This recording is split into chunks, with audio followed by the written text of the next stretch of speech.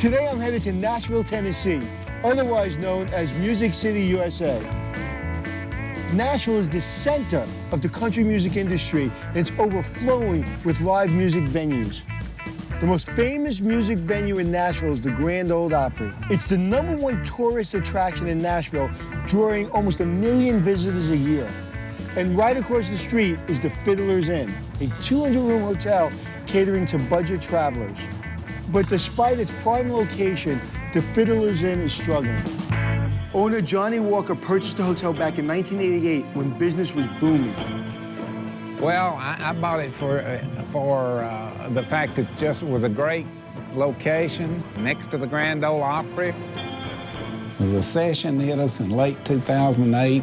We greatly felt a big loss of income and a loss of people if we didn't survive. It would be devastating.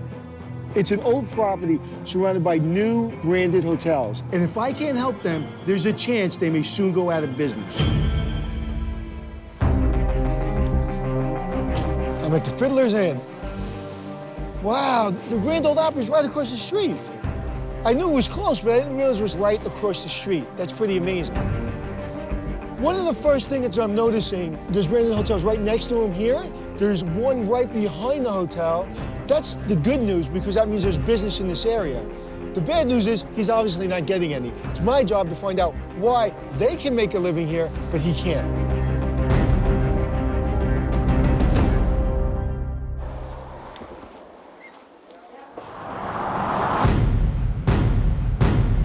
I cannot believe this is the lobby.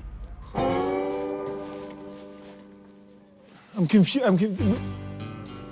I'm literally just confused. Why is there a gift shop in your lobby this big? Where else can you get this hat? I mean, now I feel at home. When guests enter a hotel lobby, they should be greeted warmly by staff, not bombarded by tchotchkes and for sale signs. This is absolutely out of control. How many hats do I need? I have 1, 2, 11, 13, 29. I got the cable guy's favorite hat, 36, 37. Why are we selling 37 hats? How are you? Doing good. Can I help you with those? Yes, can you ring me up? Sure can. Thank you. This is ridiculous. How can guests know where to check in when the registration desk is only an extension of the gift shop? When I walked in, I feel like I'm in a gift shop and I happen to have a front desk. A very outdated front desk, but I have a front desk.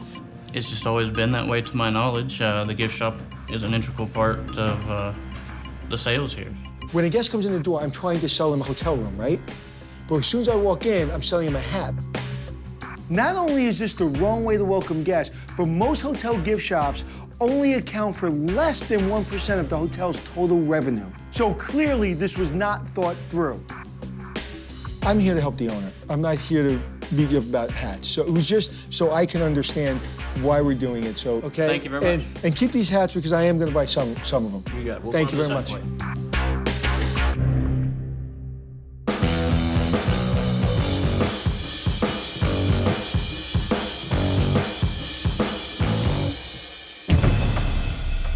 Outdoor corridor hotel is very difficult to maintain. I can see all chip paint, rust stains, just doesn't have a good feel. Look at this. Look at that. My instincts tell me that there's not enough money, so they've just given up. But maintaining this isn't that expensive if you have an engineering department, but you have to have a system, you have to have a plan. I'm finding a lot of maintenance issues around the hotel, and something just feels off. I'm gonna take a look at one of the rooms to find out what's going on in there. Overall, it feels older, it feels clean right now. I'm gonna go on a limb here because it feels clean, but this filter is dirty because there's maintenance issues. Okay. Not only is this filter filthy, it's been in there so long that it's broken. I'm breathing this in at night, okay? It's not what you see, it's what you don't see. Again, talking about what you don't see the filth on here. this isn't white, I don't use it. So when it's on the bed, I can see if it's clean. Is that clean? Somebody peed on this. There's white stains on a blanket on the bed. I don't know what it could be. So, 0 for 2. Now, it's just not a comfortable sheet. I don't want to sleep under this. There's one blanket with pee and urine, and then I have this, my only defense. I don't believe I just put my head on that. We got another. It's red. There's blood. So now I have blood. Is there anything left on the human body that's not in his bed? Bottom of the mattress. It's bad. We have every bodily fluid on this bed that you can have. And now we have a stain. Could be chocolate ice cream, but I'm going with stain. If they had any guests here in the first place, a recent study shows that 60% of guests will not return to a hotel because of cleanliness issues.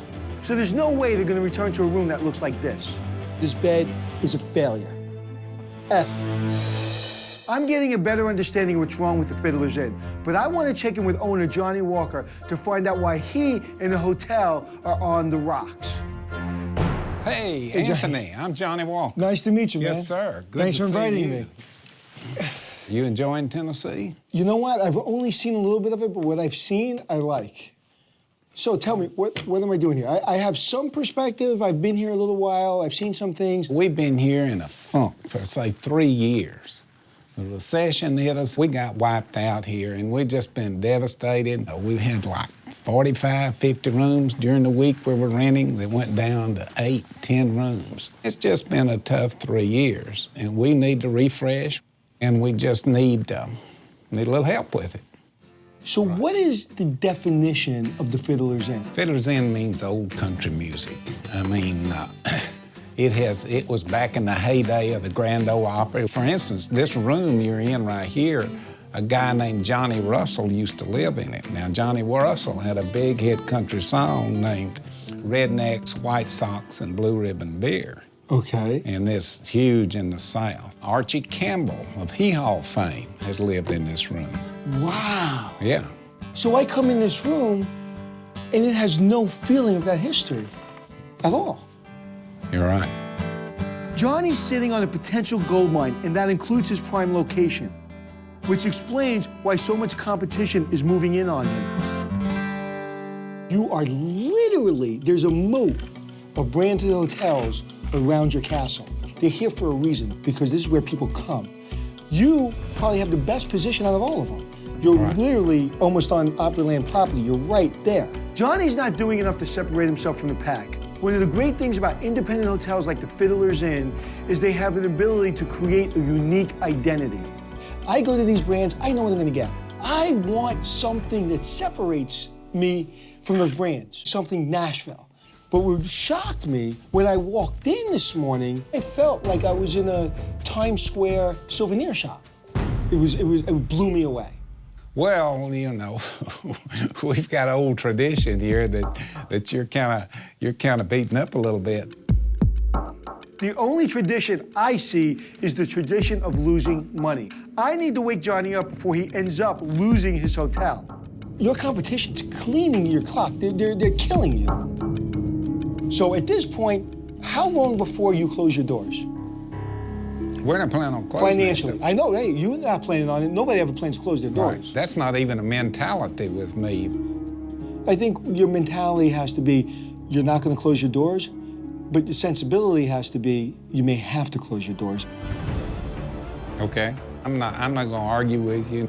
How many times in your life have you had to reinvent yourself? You know, I've changed the direction a few times in my life. I guess you'd call that reinventing.